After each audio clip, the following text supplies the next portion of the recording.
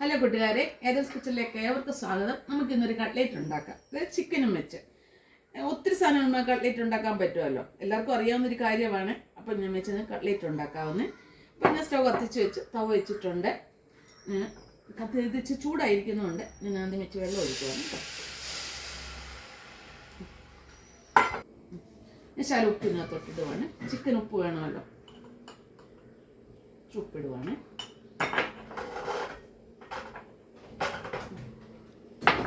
Chicken പൊടിപ്പിച്ചാണ്. എല്ലൊന്നുമില്ല, മാംസം മാത്രമേ ഉള്ളൂ.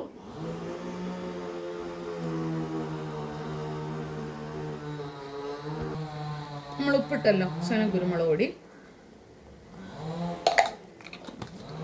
ഇച്ചിരി ഗരം മസാല. കാരണം ഇറച്ചിയല്ല ഈ മസാല പിടിക്കുമ്പോഴേ നല്ലൊരു ടേസ്റ്റാണ്.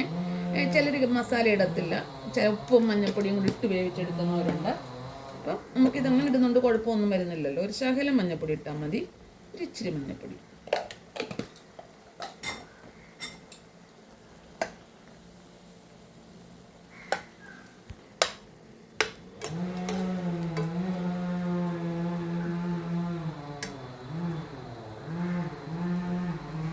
നമുക്ക് അടച്ച് വെച്ച് വേവിക്കൊന്ന് പറ്റി വരട്ടല്ലോ.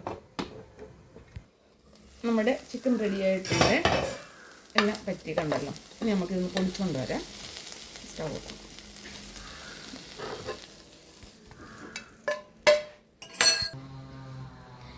സ്റ്റവ് കത്തിച്ചിട്ടുണ്ട്.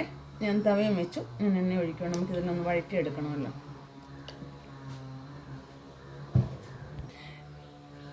ചെറിയ രണ്ട് സവാള ഉള്ളിയാണിത്.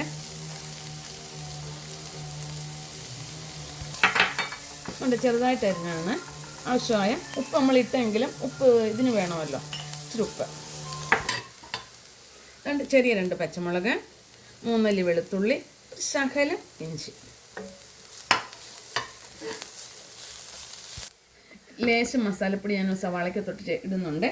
ചിലർ ഇടുന്നവരുണ്ട്, ഇടാത്തവരുണ്ട്. പക്ഷേ ഞങ്ങളിവിടെ ഈ കട്ട്ലേറ്റൊക്കെ എടുക്കുമ്പം ഈ ഗരം മസാലപ്പൊടി ഉണ്ടല്ലോ, ശരിക്കും ഇടുവേ, നല്ല ടേസ്റ്റാണ് അതിന്. ഇത് ശകലം കരിയാപ്പിലും ശകലം മല്ലിയിലയും ഉണ്ട് ഇതിനകത്ത്, ഇങ്ങോട്ട് ഇടുവാണ്. പിന്നെ നമ്മുടെ ചിക്കൻ പൊടിച്ചത്,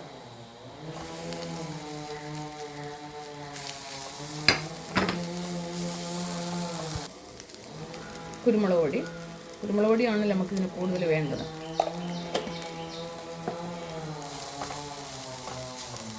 നമ്മുടെ കിഴങ്ങ് പുഴുങ്ങിയത് പൊടിച്ചാണ്.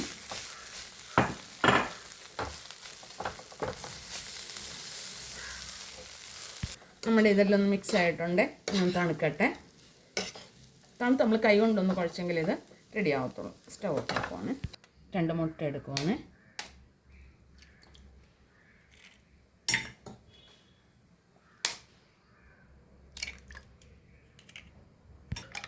മുട്ട കലക്കിയിട്ടുണ്ട്. ഇത്രയും ബ്രെഡ് എടുത്തിട്ടുണ്ട്.